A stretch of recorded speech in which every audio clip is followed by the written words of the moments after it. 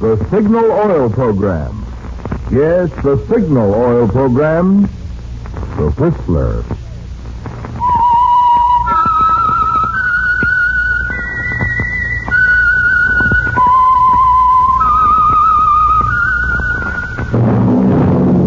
Yes, friends, that whistle is your signal for the Signal Oil Program, the Whistler. The mystery program that is unique among all mystery programs.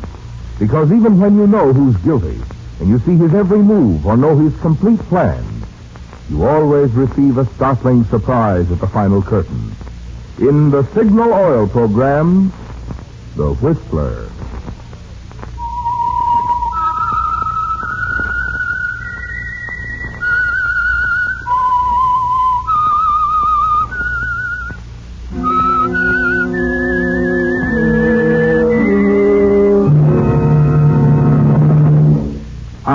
I'm the Whistler, and I know many things, for I walk by night.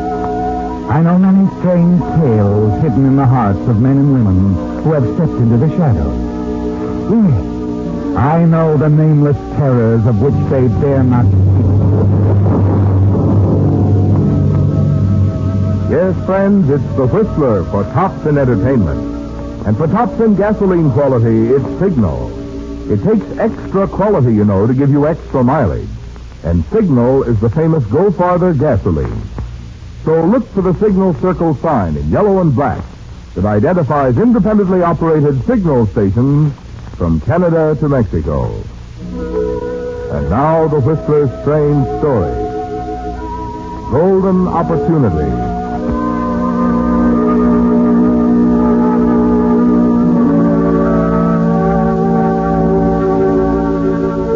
Harry Farrell sat in his luxuriously furnished office, puffed slowly on a cigar. His eyes wandered over the room, the polished mahogany, thick broadloom carpet, the Gauguin canvas on the wall opposite, all the trappings of success, a reflection of his own progress.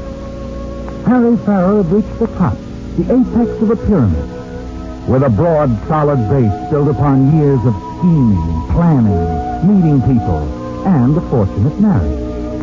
And money had been the original foundation. Yes, in the beginning he owed everything to Anne. And now, even though he had become one of the most successful attorneys in Phoenix, he had little money of his own.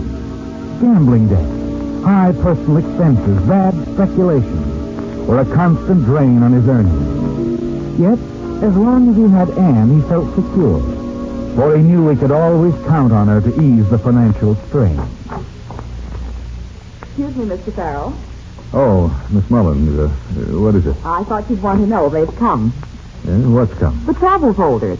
Oh, good. Let's have a look. I'll confess I've already peeked at them. They look simply wonderful, so exciting. Rio, Buenos Aires, and... Yes. That's fine. Thank you, Miss Mullins. Yes, sir. Oh, here are some checks for your signature. Oh, later. They have to go out tonight, Mr. Farrell. All right. By the way, Miss Mullins, do you have anything planned for this evening? Why, no, I haven't. I wonder then if you'd mind staying on here at the office for a while. I'm expecting a phone call around 7. Might have some work for you to do. Oh. No, I won't mind, Mr. Farrell. Good. If you're going to be working, shall I call Mrs. Farrell? No, don't bother. I think your wife is so attractive, Mr. Farrell. Yes, she is.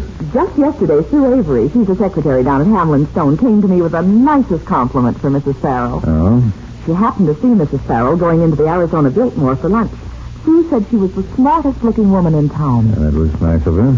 But she said Mr. Wolcott, he was with Mrs. Farrell. She said he was the handsomest man she'd ever seen. Well, I don't exactly agree with that. Here's a check, Miss Mullins. Thank you. Yes, sir.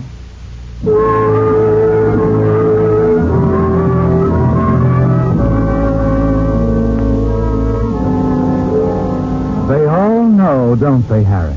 Even Sue, what's her name at the office down the hall. She knows, too, about Anne, your wife, and your partner, Sam Wolcott. And you've known for a long time, but there was nothing you could do about it. You were willing to let things stand as they were. and keep your eyes shut as long as you had to depend so heavily on Anne financially. It really didn't matter. You've forgotten when you stopped loving her. Perhaps you never did.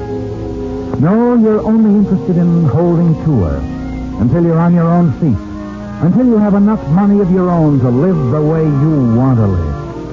Mexico City, Buenos Aires, Rio. But you know it'll be several years before you can do that, don't you? In the meantime, you turn to your travel folders, and through them you escape.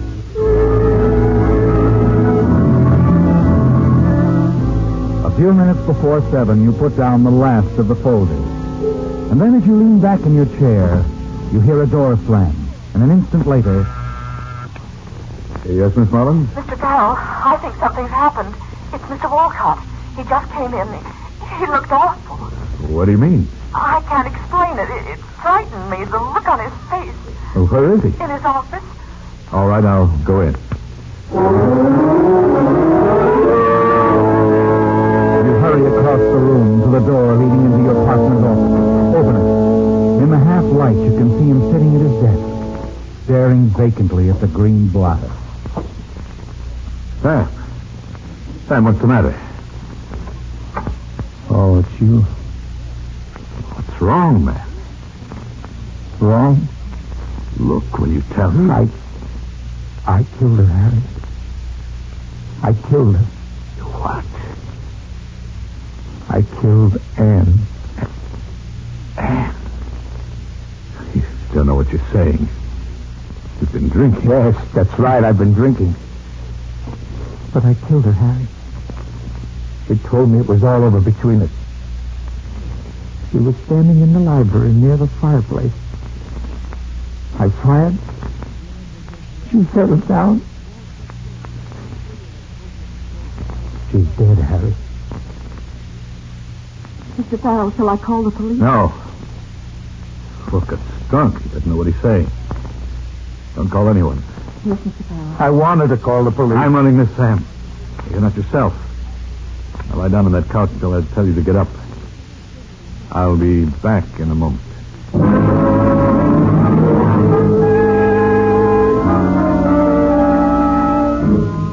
As you walk back to your office, your mind is in a turmoil. Spinning, whirling. Your emotions are in a tangled mess.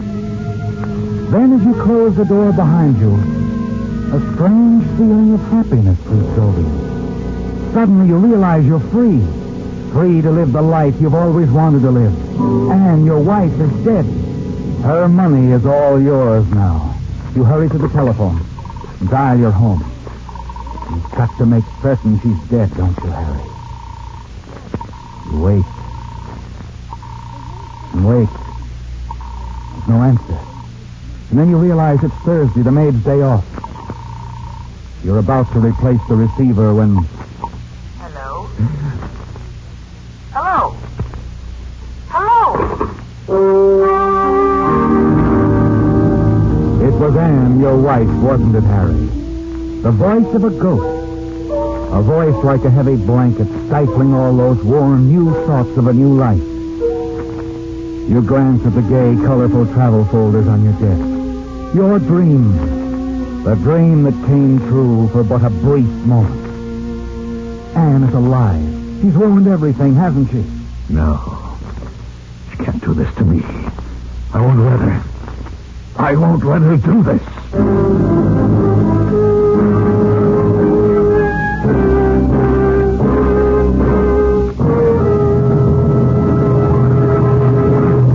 With the prologue of Golden Opportunity, the Signal Oil Company brings you another strange story by The Whistler. Have you had your car radiator inspected recently? Warmer weather, you know, puts an extra burden on an automobile's cooling system. So, to make sure that your radiator won't heat up and spoil your driving fun, Signal dealers carry 3 little items designed to make your cooling system young again. The first is Radiator Cleaner to remove clogging sludge and rust. The second is Rust Preventive to protect the radiator of any car, old or new, from corrosion. And the third item is Radiator Sealer that stops small leaks in a jiffy. These three products, incidentally, are just a few of your signal dealer's fine quality upkeep items that include Purolator oil filters, fan belts, radiator hoses, spark plugs, and Lee tires. You see, Signal service stations are much more than places to buy Signal's famous Go Farther gasoline and Signal Premium compounded motor oil. Wherever you see Signal's familiar circle sign in yellow and black, there you'll also find conscientious Signal service and dependable Signal products to help your car run better, look better, and last longer.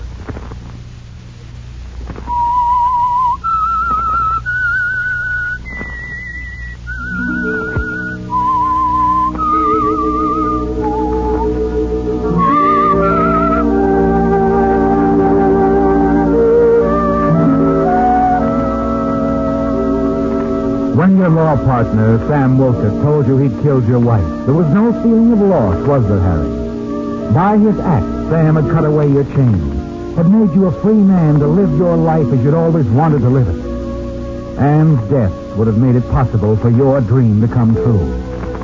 Then the voice of your wife over the telephone had shattered that dream, and the depths you reached after hearing her voice were almost more than you could stand. And now as you stare at the telephone, you realize you can't let her ruin everything. No, you can't allow her to stand between you and your dreams. You tell yourself there must be a way. And suddenly the idea occurs to you. A simple plan, isn't it, Harry? Yes, a golden opportunity. You hurry back into your partner's office and you're just in time. Sam, put that phone down. I'm sorry, Mr. Farrell. I tried to stop him, but put it down. Look, Harry, I've got to give myself You're up. not going to do anything until I tell you to. Now, sit down. I'm your partner and your attorney. Or am I? Of course, but don't you understand? I killed her. I've Sit down. But Harry, I've got to... Sit down. Now, tell me exactly what happened tonight. Harry, what's the use? What happened?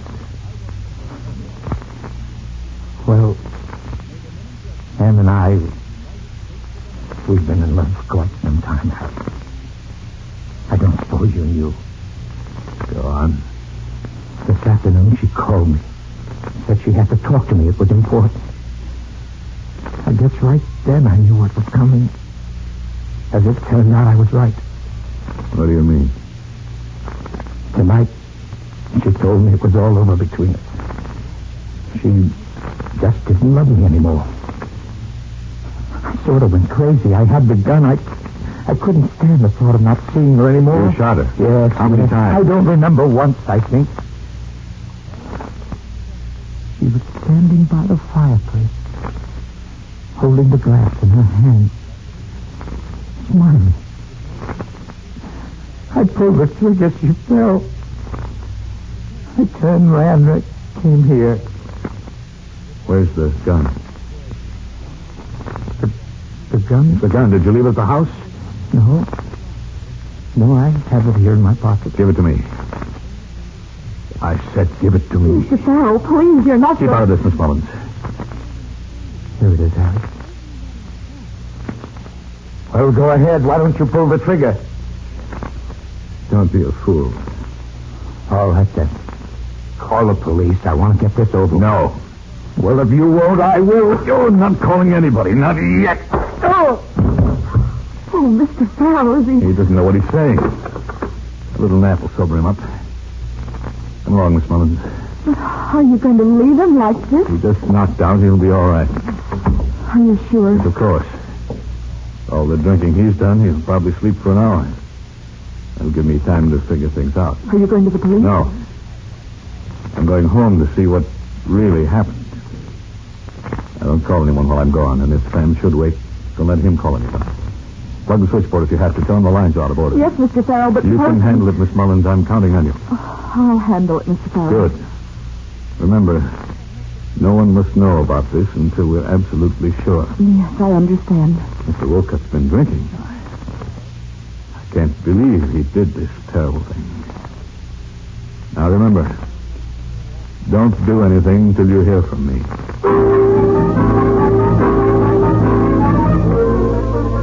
Minutes later, you're racing across town with Sam's gun in your pocket. Time is important, isn't it, Harry? Yes, you don't have a second to spare. You've got to get home before something happens to ruin your little plan. It's almost 7:30 when you turn off the narrow canyon road, swing into the driveway. And then as you step out of your car and start up the path, sudden fear grips you.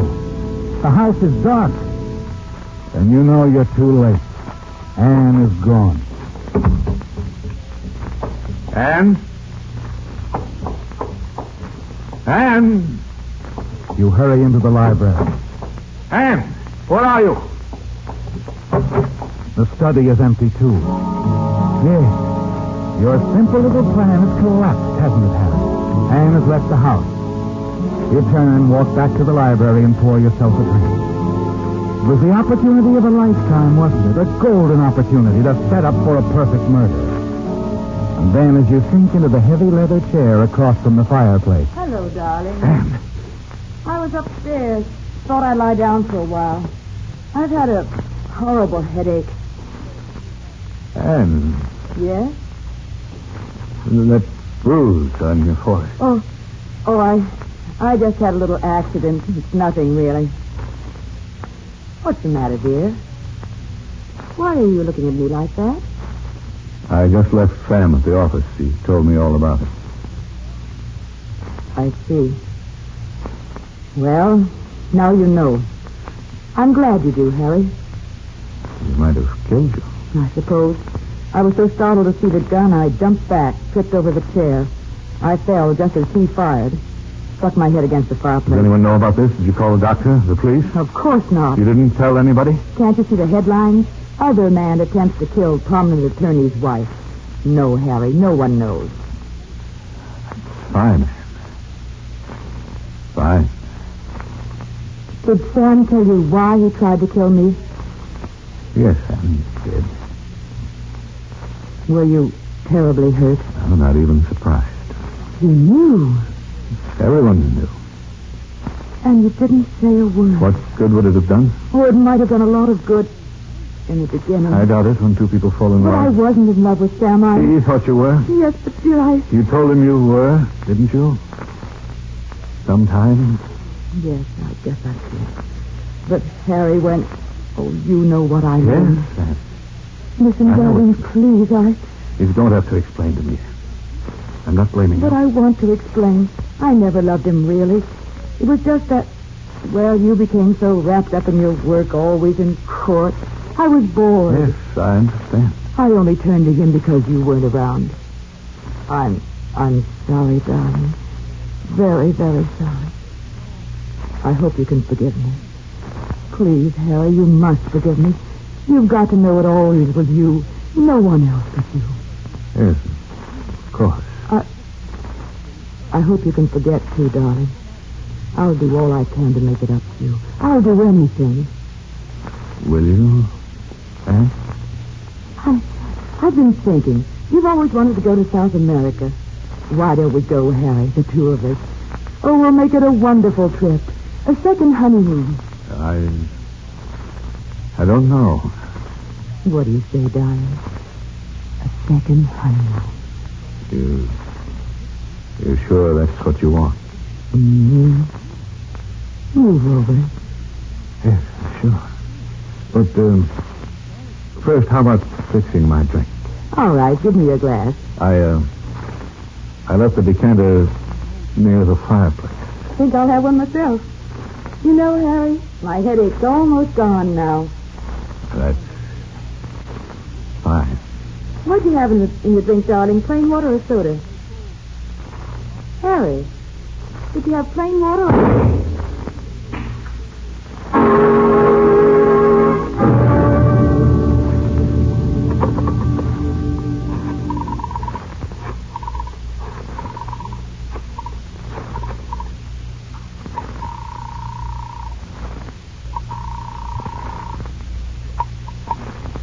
Police Department, Sergeant Williams. This is Harry Farrell.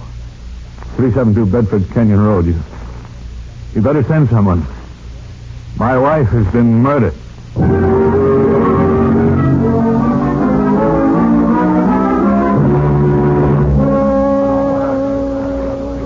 That's all I know, Lieutenant. When my partner told me what had happened, I rushed here, found her like this. All right, Mr. Farrell. Your partner.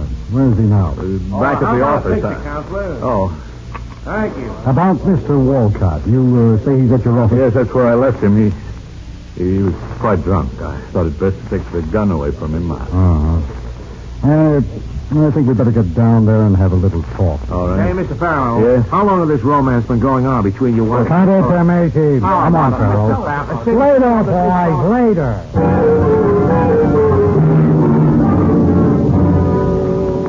A half hour later, you're back at the office. Listen to the police lieutenant quietly questioning your partner, Sam Wilkins. Miss Mullins is there, too, and she serves as an excellent witness. That's right, Lieutenant. It's just as Mr. Farrell said. Mr. Walcott came into the office shortly before 7. He admitted shooting Mrs. Farrell. Okay, thanks. All right, Walcott, just a few more questions. Look, I told you I killed her. What more do you want? Take me down, book me. Let's get this thing over with. Sure. Anything you say. Let's go.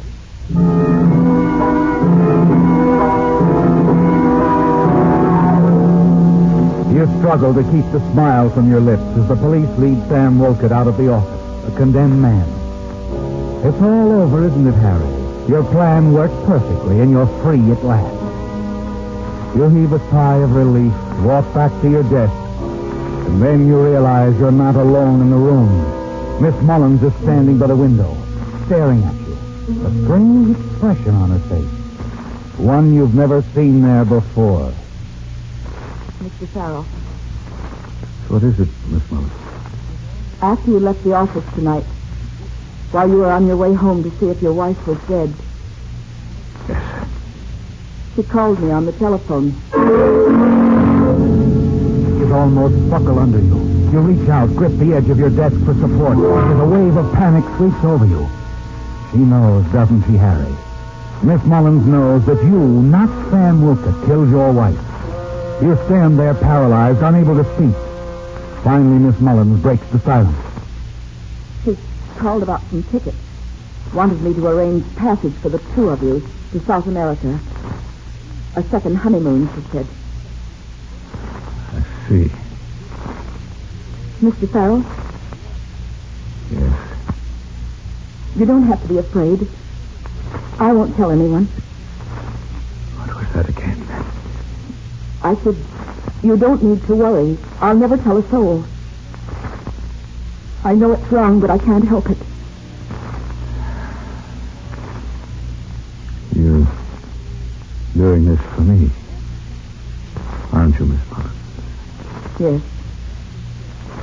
Well, I guess I haven't been very observant, No. Mildred. No, I guess you haven't. I wish now that I'd known. Would it have made any difference? Yes. Sure it would. I wish I could believe that. Still not too late. Let me prove it to you, Mildred. Mildred. Here. Here, look. The folder's there on my desk. Yes? Pick one out. What? You go ahead. Pick one out. Anyone. All right. There. Destination. Mexico City. And the hotel. Hotel Reforma. But I don't It's very understand that. simple. I'll meet you there. Later. Oh. I see. Well, what do you say? You really don't have to do this, you know. I'd never tell I anyone. want it that way, Mildred. You can get a plane out of town tonight. I'll give you the money you need. 2,000 should do it. There's that much in the safe here. Well, You'll meet me in Mexico City. as soon as I can. It all depends on the trial, Sam's trial. But I'll meet you when it's over, Mildred. I promise. All right, Harry. I'll leave tonight.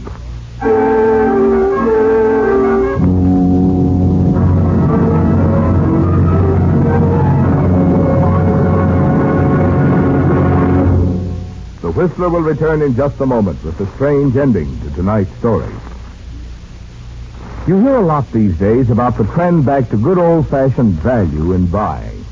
Well, frankly, we at Signal are delighted to see this, because Signal, the famous Go Farther gasoline, has long been the choice of drivers who appreciate extra value, and for two good reasons. One, of course, is Signal's good mileage. And number two is the thing which makes Signal's good mileage possible. I mean the extra efficiency today's Signal gasoline coaxes from your motor. Because when your motor runs more efficiently, you also enjoy faster pickup and smoother power. So you see, mileage is the result of the same features a gasoline must have to give you superior performance. That's why more and more drivers today who want the most from each gasoline dollar, the most mileage and the most driving pleasure, are switching to Signal, the famous Go Farther gasoline. Have you given Signal gasoline a chance to prove what it can do in your car?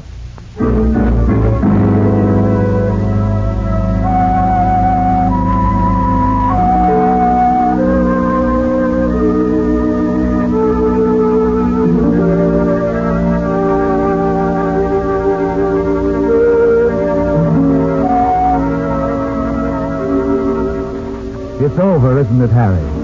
As you waited, well hidden in the shadows at the airport, you watched your secretary, Miss Mullins, step aboard the plane. Minutes later, you saw it take off. And the one remaining threat to the success of your plan is gone. You're not worried anymore about Mildred, are you? You're certain she'll never tell anyone that you, not Sam Wolcott, killed your wife. Then, after the trial, after your partner has been convicted of a crime you committed, you'll join Mildred in Mexico City. That's what she wants, isn't it? And why not? Who knows what may happen in Mexico? An hour after you leave the airport, you're back at the house. As you step up to the front door and fumble with your keys, a voice drifts out of the darkness beside you. I've been waiting for you, Farrell. What? Oh, it's you, Lieutenant. Yeah. I think you better come along with me. What's the matter? You're under arrest Arrest? for the murder of your wife. That's ridiculous. Sam Wolcott confessed he killed her. You made a bad mistake when you killed your wife, Farrell. You see, you picked the wrong library. Wolcott confessed shooting your wife in the library, all right, but it wasn't the library of his house. And that bullet that missed her, it's there, too. Embedded in the mantelpiece.